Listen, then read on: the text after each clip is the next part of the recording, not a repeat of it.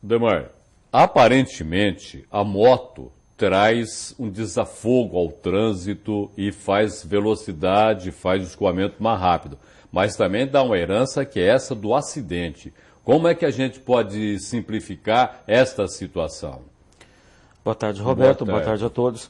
Bem, Roberto, como foi demonstrado nas imagens, como veículo de transporte individual, alternativo inclusive, a motocicleta ela é bem aceita em termos de trânsito.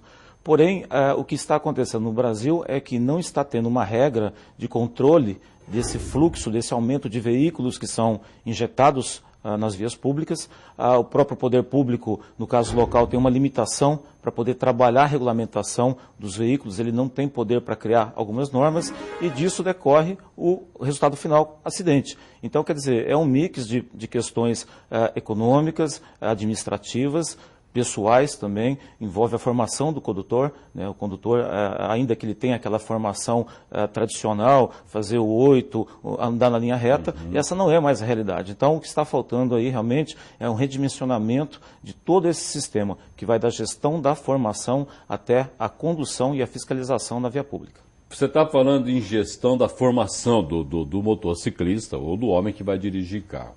Essa semana, uma mulher ficou possessa. O cavalo de pau foi lá, atropelou um, bateu no outro e acabou presa e a gente ficou se perguntando. Afinal de contas, na hora de formar o motorista, é possível descobrir se nós vamos dar o volante para alguém que possa ter esse transtorno? É uma colocação boa essa sua, porque realmente na hora de formar o condutor, eu penso que não é possível identificar aquele que vai usar o veículo como meio de transporte daquele que vai usar como uma arma. O que tem que ser feito realmente é melhorar hoje a qualidade dos exames que formam esse condutor, mudando o foco, na verdade, lembrando que ele também é pedestre e ele também está no meio social. No caso esse pontual dessa moça, eu abro até aqui um pensamento para reflexão, no sentido da seguinte situação. Naquele dia, quando ela saiu de casa ou voltava do trabalho, ela, na verdade, com certeza não pensava em momento algum terminar o dia numa cadeia. Então, quer dizer, a questão é um criminoso essa pessoa? Eu entendo que não é um criminoso. Ela se tornou um criminoso. Agora, quais são os fatores por trás dessa questão? O estresse pessoal, ou familiar, ou profissional, isso tudo deságua na direção. Então, nesse momento, eu acredito que se houver, sim, um reestudo dessas situações por parte do poder público, e aí, infelizmente, o ônus é municipal, dá para se chegar em algumas situações e trabalhar, seja na via da fiscalização ou na via da educação. Ribeirão Preto tem vários pontos de estrangulamento de trânsito. Você tem horários que você não consegue caminhar normalmente com o seu carro, com a moto, o transporte coletivo e assim por diante. Esses pontos de estrangulamento, eles tendem a aumentar e trazer essa violência que nós estamos enfrentando. Não tem solução. O que o poder municipal pode pensar? Olha, Roberto, no âmbito assim, da legislação de trânsito, existe sim até uma obrigação para o poder público no sentido de investir na fiscalização. E a palavra fiscalização, ela comporta sim várias definições, inclusive de gestão, ou seja, tem que colocar mais pessoas, recursos humanos, recursos materiais, para fazer com que aquele espaço público, que vai ser sempre o mesmo, possa, em alguns momentos, se tornar viável para quem transita por ele. Por exemplo, as operações de fiscalização e operação pontual de direcionamento de trânsito. Nos horários de pico, pode ser redimensionado o tempo de semáforo, de forma que dá mais fluidez. O que tem que ser feito em Ribeirão Preto, que eu já venho falando há algum tempo, é um estudo na questão de aumentar a velocidade média e diminuir a velocidade máxima, ou seja, o tempo médio que a pessoa passa no trânsito, ele passa a ser menor, ela chega antes no destino, sem ter que, em determinado momento, estar transitando a 30 km por hora e no outro a 70, 80. Tem que ter um reestudo e um redimensionamento para poder melhorar. Vamos retomar um pouquinho o assunto sobre motocicleta. O município está tentando regularizar a situação do mototaxista.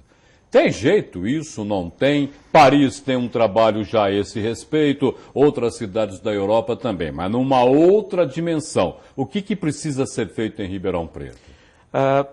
Rapidamente falando, Roberto, na Inglaterra, em 1903, quando surgiram os primeiros automóveis, a sociedade local questionou que existiam duas classes de pessoas a partir de então. Aquelas que dirigiam veículos motorizados e aquelas que eram atropelados pelos veículos. Quer dizer, então, a questão cultural é muito forte e fora daqui ela começou muito antes. Então, eu penso particularmente o seguinte, no caso da motocicleta como meio alternativo de transporte, ela é viável, mas não poderia ter sido aberto da forma que foi. Eu respeito o trabalho dos mototaxistas, etc., mas eu entendo que foi colocado sem um estudo de impacto, né? E a questão da motocicleta, ela é viável para o motociclista.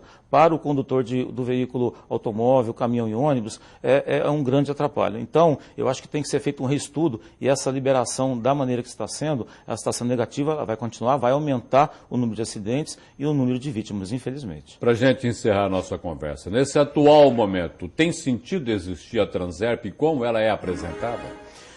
Aí caímos de novo na questão da gestão, né? A gestão tem que ser pensada de uma forma maior. Eu acho que Ribeirão Preto tem todas as condições para se tornar uma cidade com um trânsito muito acessível para todos, só que tem que ser redimensionado o papel do Transerp. Ele tem que investir em recursos humanos, materiais, pensar inclusive numa companhia de engenharia de tráfego para o que já está chegando, que é daqui a pouquinho tempo, 500 mil veículos, e depois, pouco tempo, a gente vai aumentar mais 20% dessa frota.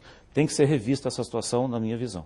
Agora, a Transerp burocrática leva a isso que nós estamos vivendo. Busca da multa, do dinheiro, da punição por punição. Infelizmente é isso. Essa semana teve até uma situação também que ela teve um benefício de um veículo, mas ela não atentou para uma formalidade. É uma questão de rever essa gestão realmente, pensando no amanhã. A gente não consegue voltar no tempo, como dizia Chico Xavier, e mudar o passado, mas a gente pode começar agora e fazer um novo futuro. Muito obrigado pela sua presença no Jornal da Clube.